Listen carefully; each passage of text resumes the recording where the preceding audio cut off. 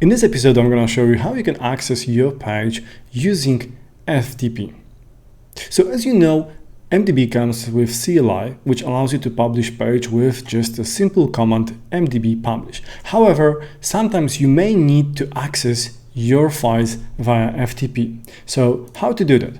You need to download some FTP client. There are different clients available, but I'm going to use WinSCP in this example, but as I said, you can use any FTP client. So once you download your FTP client and install it, you're going to see a window like this.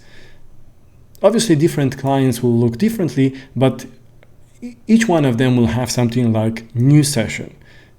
When you click it, you will have a couple of fields to use it. First of all, make sure that the file protocol is SFTP.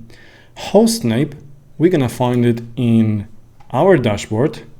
So if we click on access via SFTP, it will show us all the details. So this is our host name. I'm going to copy it and paste it under the host name.